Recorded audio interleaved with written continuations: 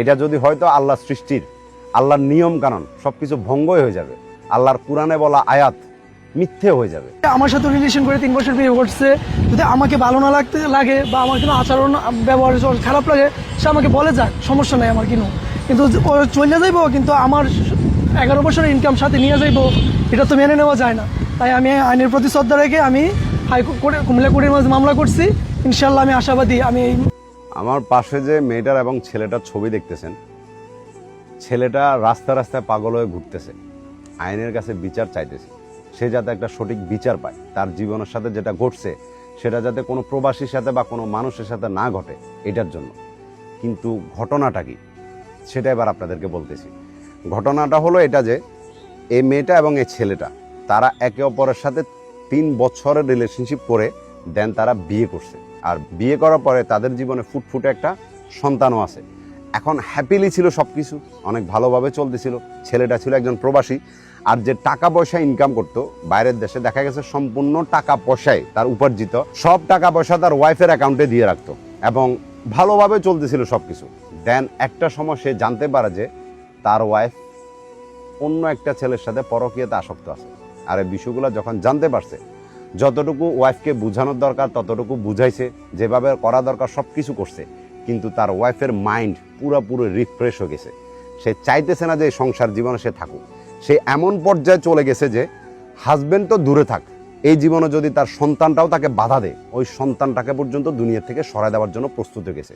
আর এই বিষয়গুলো এই ছেলেটা তার ওয়াইফের ভয়েস ক্লিপের মধ্যে শুনতে পাইছে পরে অ্যাজ এ প্রমাণস্বরূপ। তো দেখা গেছে এমনটাই হয়েছে যেমনটা ওয়াইফ চিন্তা করছে, তার সম্পূর্ণ উপার্জিত টাকা পয়সা নিয়ে তাকে পুরোপুরি নিঃস্ব করে সব কিছু নিয়ে তার সন্তানটাকে রেখে সেই পরকীয়া প্রেমিকের সাথে চলে গেছে। এটা জানার পরে হাজব্যান্ড দেশে আসলো।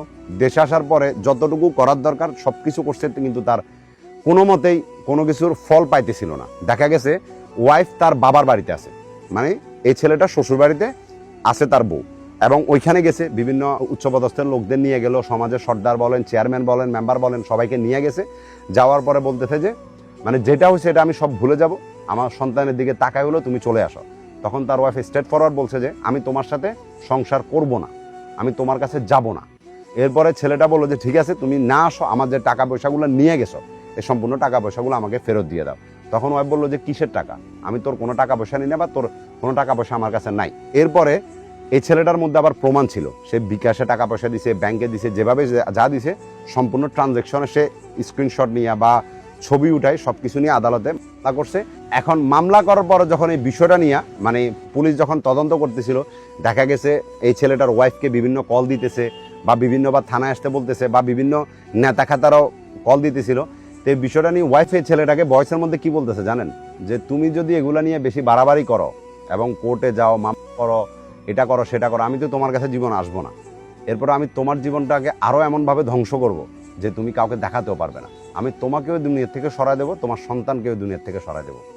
ভাবুন, একটা মা বলতেছে যদি আমাকে পরকীয়া করতে বাধা দেয় তাহলে তার সন্তানকেও মেরে ফেলবে। কি দুনিয়া আসছে, কোন দুনিয়া আমরা বসবাস করতেছি।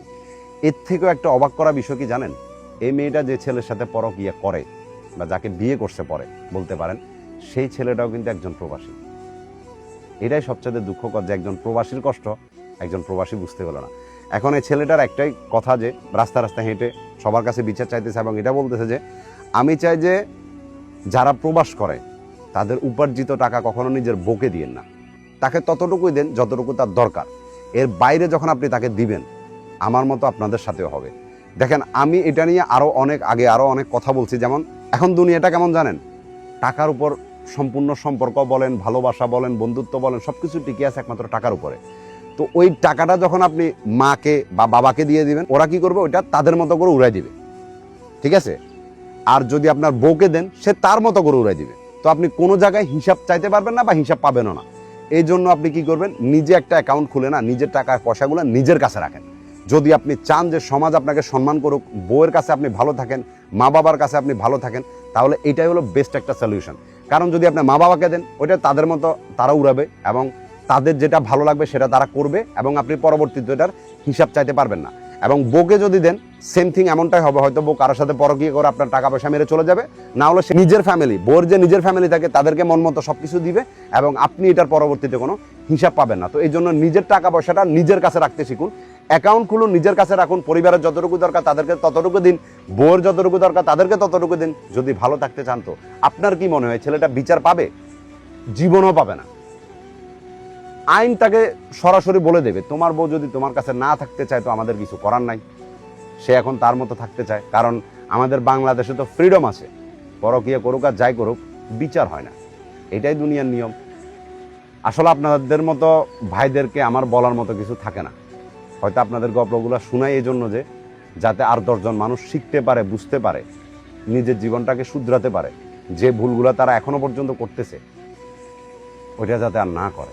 আপনাদের কি মনে হয় এই মেয়েটা যে ছেলেটার কাছে গেছে তার কাছে সুখে থাকবে? জীবনেও না। এটা যদি হয়তো আল্লাহর সৃষ্টির, আল্লাহর নিয়ম কানুন সবকিছু ভঙ্গই হয়ে যাবে, আল্লাহর কোরআনে বলা আয়াত মিথ্যে হয়ে যাবে। এটা কখনো হয় না। যেমনটা তুমি করবে তেমনটাই তুমি ফেরত পাবে।